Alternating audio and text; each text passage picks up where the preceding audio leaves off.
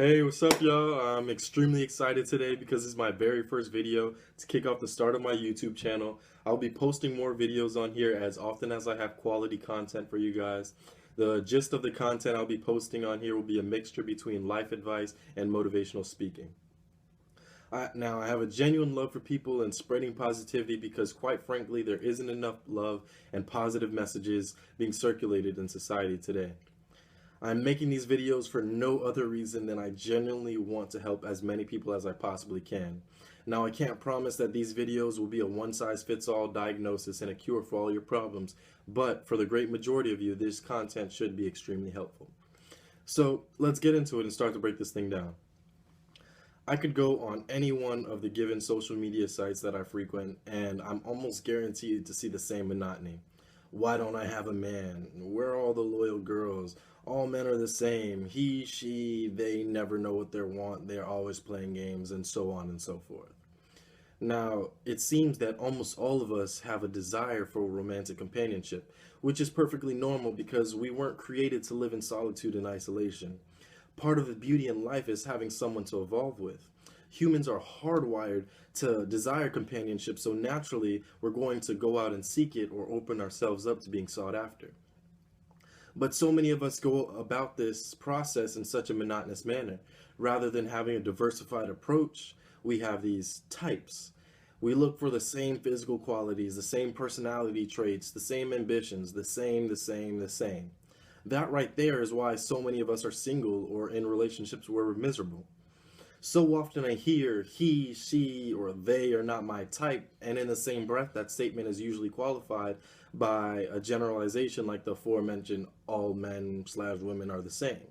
And it's not that all men and women are the same because, quite frankly, I doubt any of us have dated a large enough percentage of the population to make such a grandiose assumption.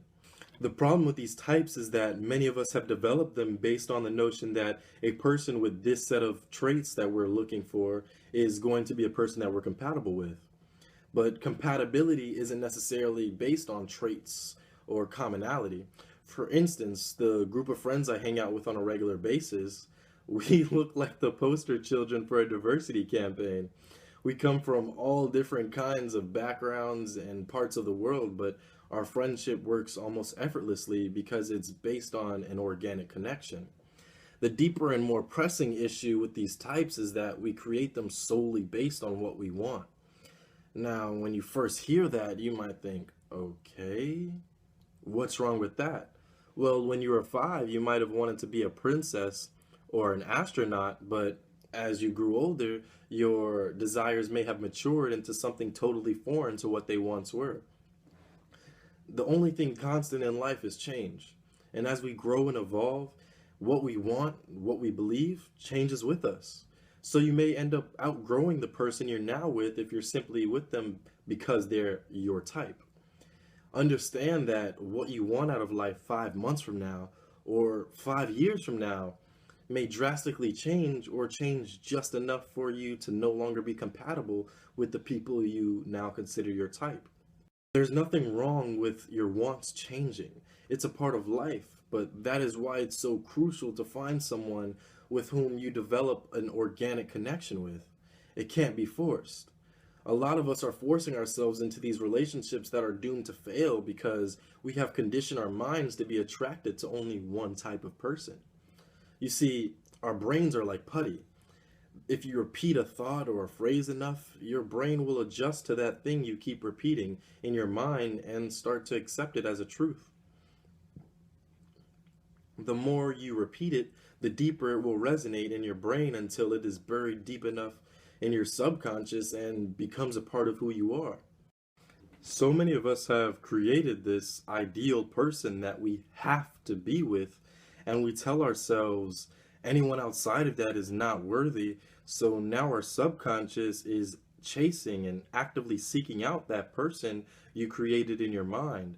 We have conditioned our minds to look for a certain type of person, and anyone outside that spectrum doesn't meet our standards, and we turn ourselves off from them. The crazy thing is that this type that we're chasing might not even be any good for us in the long run. We just want them. Unfortunately, for so many of us, we have prolonged chasing this type for so long that we no longer even notice our monotony. Many of us find ourselves asking the same questions over and over. Why do my relationships keep failing? Why does every guy slash girl I talk to treat me poorly? Why isn't anyone on the same page as me? Well, the one thing I learned from experiments in my science classes growing up is that if your variable doesn't change, your results are likely to stay the same.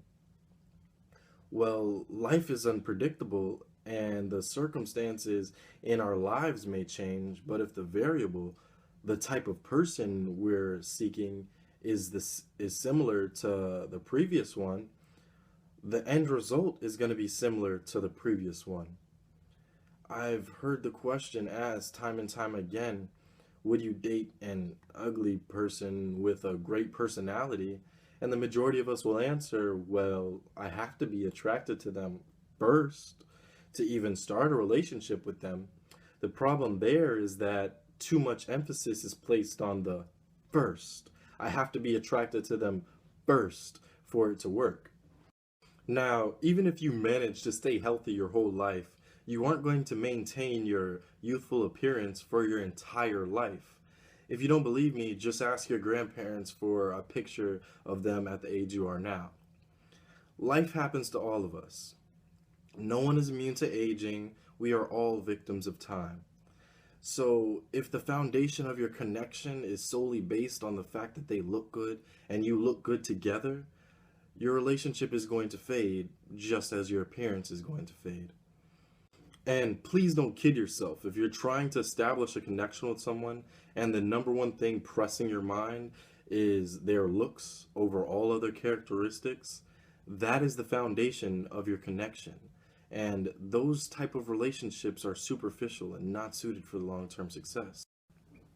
You should also know that attraction doesn't necessarily have to be something you feel immediately when you see someone. Attraction can develop in unorthodox ways.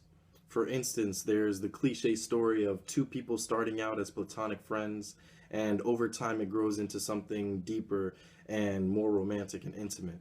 Then, as time progresses, an attraction develops between the two, and now all of a sudden, wow, this is the most beautiful person I've ever seen. That's what can happen when you allow more important characteristics to take precedence over appearance. And when you decide to open yourself up to people outside your type. That's all I have for you guys today, but stay tuned for part 2. The conclusion of this series will be coming at you guys later on this week, but for now you can follow me on my social media pages for inspirational and motivational posts throughout the week. On Twitter you can follow me at BrandonYBB and follow me on Instagram at BMWYBB. I appreciate you guys tuning in, and until next time, remember, it all starts up here. Change your mindset and you'll change your reality. God bless. Big hips, cut, pace. Forgive me, but